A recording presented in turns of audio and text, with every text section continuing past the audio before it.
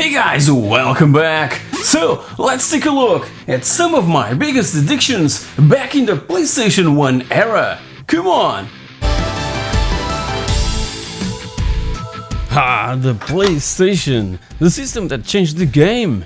It blew everybody's minds. It was my second console after the Mega Drive, cause as you know, I was more into computers than consoles. First the ZX Spectrum, then the Amiga, and finally the PC. Starting with sports games, you've obviously played World Cup 98. Who doesn't remember this intro?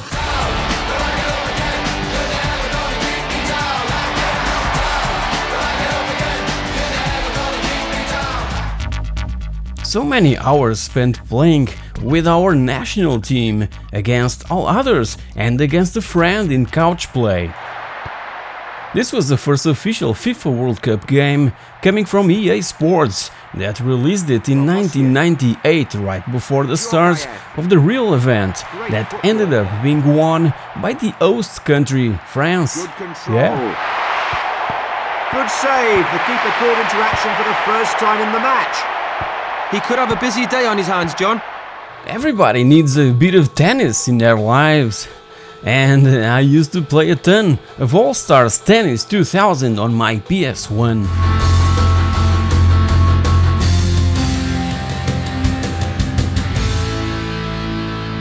It came from the developer Smart Dog and published by Ubisoft, being pitched as a simulation tennis game. And back then, it had indeed that simulation feel with the characters moving realistically.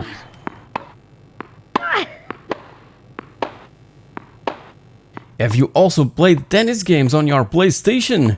Tell me everything down in the comment section below.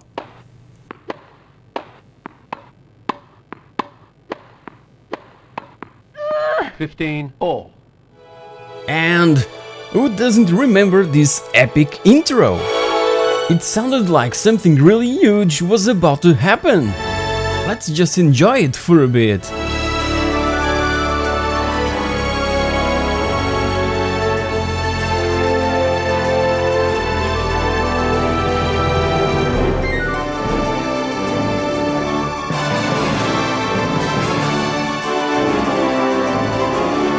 The first Pro Evolution Soccer, that was one of the first games to come out after the release of the PlayStation 2 here in Europe. Never played the PS2 version, but the PS1 game was always on my console, ready to be played. This version came after the PlayStation 2 original and was only available in Europe, if I'm not mistaken. And that was when I started thinking on getting a PS2. What eventually happened around 2003. Great sliding clearance.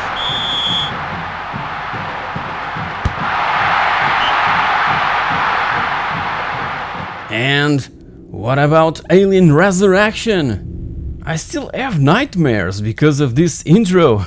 Just kidding, but this intro was really something to behold back then. Really scary stuff.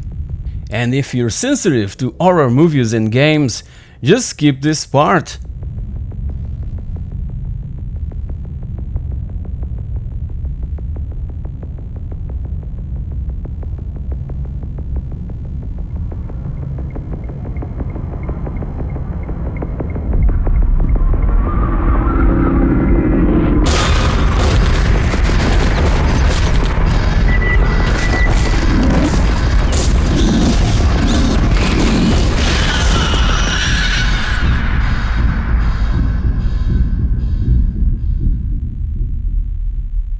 Brilliant, and wait for it!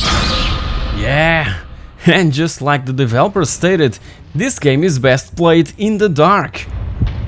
Alien Resurrection was obviously inspired on the movie with the same name, the fourth installment on the Alien movie franchise released by 1997. The game was developed by Argonaut Games and published by Fox Interactive back in late 2000 and followed the same plot of the movie, blending first-person shooter with survival horror elements.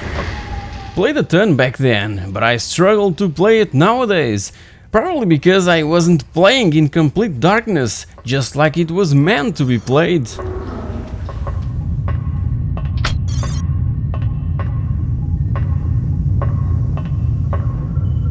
Oh man, this song really brings so many memories. Not only because of this game, but also because of the TV series and the movie with Tom Cruise from 1996 on which it was loosely based. Should you or any of your IM force be caught or killed, the Secretary will disavow any knowledge of your actions. This message will self-destruct in 5 seconds. Good luck, Chip. The PS1 version of Mission Impossible was ported from the Nintendo 64 original from '98, where we control Ethan Hunt from a third-person perspective, completing a certain number of tasks like collecting items, interacting with computers, that sort of things that a spy would do. I struggle to play it, cause sometimes I can't quite remember what to do and where to go. Go check it out. So many games that passed through my fingers all these years, you know.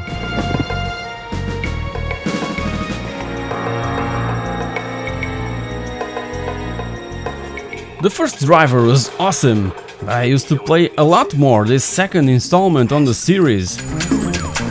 Not much to say about it.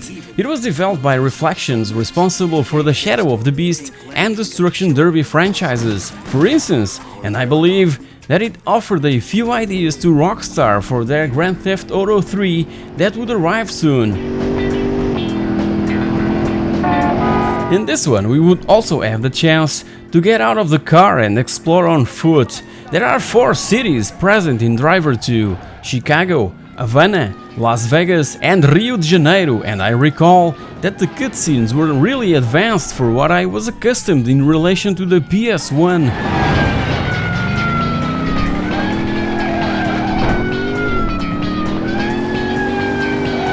I obviously had to bring a Crash game to this video, so Crash Bandicoot 2 was the one that I owned back then.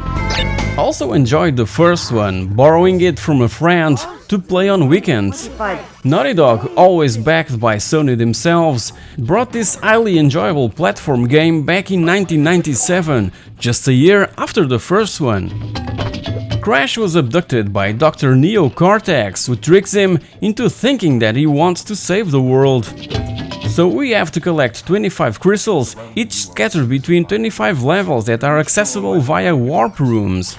I'm yet to grab the remake for my PS4 cause I really want to revisit the trilogy, but now with enhanced and brighter graphics cause I've always disliked this somewhat dark and obscure color palette that the PS1 and even the PS2 suffered from.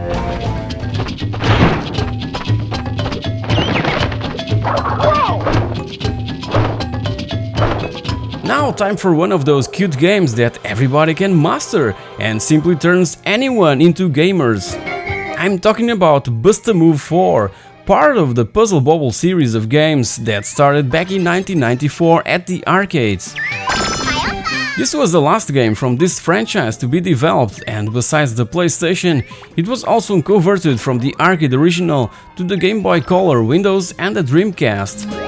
Bob and Bob are back once again, now to restore the sun that one day failed to rise cause the evil fairy of the night stole the light source, splitting it into 7 light bubbles. What a plot!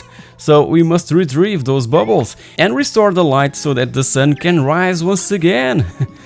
Wow, how poetic! Did you know that? I really don't care about the plot in these type of games. These are so straightforward that a plot like this is totally unnecessary.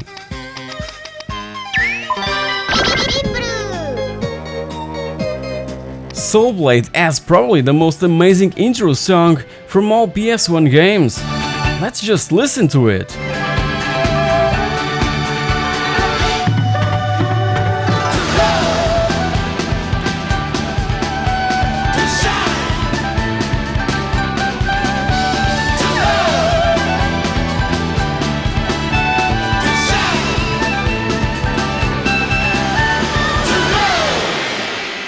As you know, I'm not a big fan of one-on-one fighting games, but Soul Blade really grabbed me because of that intro music. It was upgraded and expanded from the arcade original known as Soul Edge and was followed by Soul Calibur. I recall that it was the first motion capture based game created by using those passive optical markers. I'm not really good at it, but it was really impressive stuff back then.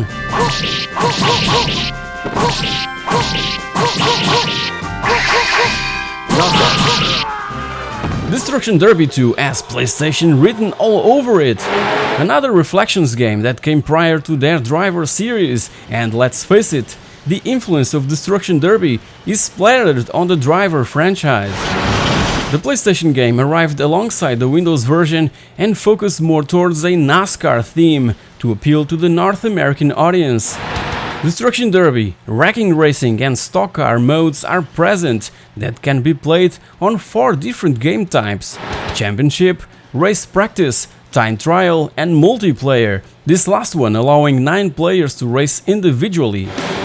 The first Destruction Derby was developed too rapidly, so it had some flaws and many ideas had to stay out. As stated by the developer, Destruction Derby 2 is a rewrite of the original, with only the 2D collision algorithms remaining intact.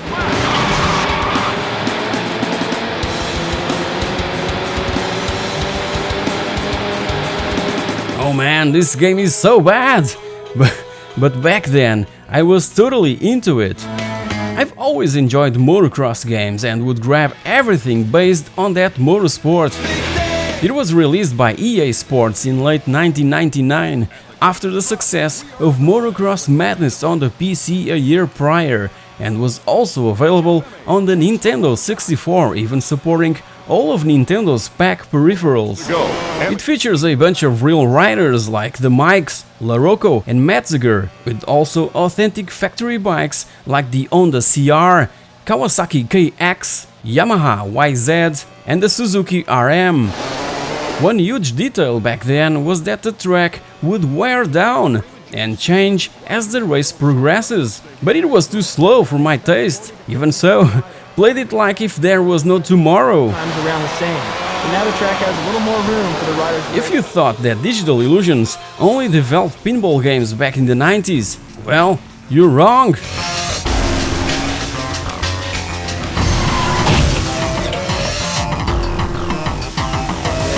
Motorhead is an arcade racer from Digital Illusions and published by Gremlin Interactive in Europe at least. It is set in the future and it offers 8 circuits and 10 cars to choose from. Another game set in dark environments that really begged to be played at night, and it feels like a blend of Wipeout with Ridge Racer, so if you like fast arcade racers, this one is definitely for you.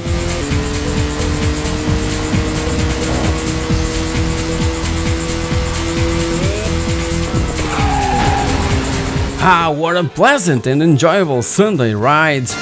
Mille Miglia really brings that spirit to our minds and gives us the opportunity to drive these beautiful historic cars.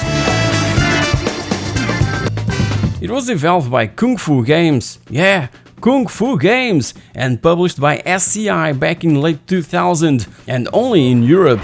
It's based on the real Mille Miglia endurance race that used to take place in Italy from 1927 to 1957, 13 times before the Great War and 11 after, and we get the chance to drive through the Italian countryside, cities and towns in incredible and beautiful classic cars designed by legends such as Enzo Ferrari and the Maserati brothers.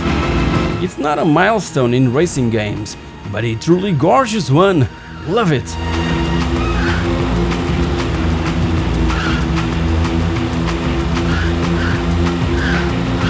I absolutely love the very first Colin McRae rally, but 2.0 is way better in every single aspect. It came out first on the PlayStation and later on the PC, in where I continued playing to exhaustion, cause you know how crazy I am for rally games. 33 left opens. Codemasters really brought us a true sequel that really felt like it, introducing an arcade and rallycross modes with obviously highly improved graphics with more detailed vehicle models and interiors.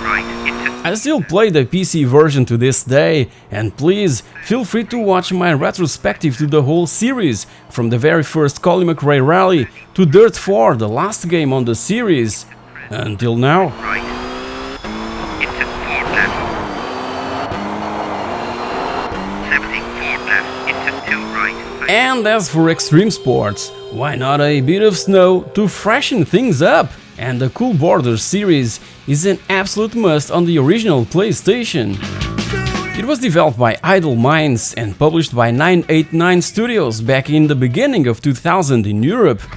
There are a multitude of tracks and characters to choose from, and it also offers a bit of that road rash taste, punching our opponents to the ground. I recall that it wasn't very well received, but I truly enjoyed it, and that was one of those games that my friends would pick when they came over to play some PS1 games.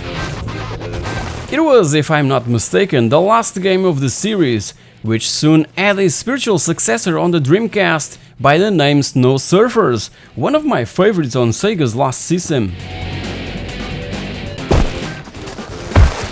And finally, to conclude this video, one of my favorite mountain bike video games ever made. No Fear Downhill Mountain Biking. It came in '99 from the hands of Unique Development Studios that publisher Codemasters immediately grabbed. It also had a Dreamcast version planned out, but ended up scrapped and locked inside a fiercely guarded safe somewhere. Maybe someday it will surface. That would be awesome, cause I really love this game so much. It drank inspiration from real locations and tracks, like the San Francisco Telegraph Hill and the New Zealand's Matukituki Rapids. So it features 8 unique tracks and 8 riders to choose from. What I really like is that the tracks are really long. Well, long for 1999 that is. And another cool touch was that we had to conserve the rider's energy so that we could maintain our speed at all times. Awesome stuff, stuff that not many reviewers enjoyed, cause it had really poor feedback, and that's probably why the Dreamcast version was cancelled. So guys, here you have it, 16 games that I used to play a ton back in the PS1 glory days. I also played games like Gran Turismo 1 and 2 and Symphony of the Night, but I don't have them on my collection yet. Maybe someday, who knows? Tell me down in the comments section below the ones you used to play back in the day. And if you've enjoyed this episode, please like, subscribe to the channel, click on that bell icon to be notified when a new video is uploaded, and share this particular one so that many other players could connect with it and spread the word. Thank you very much for watching, and I'll see you all in my next episode.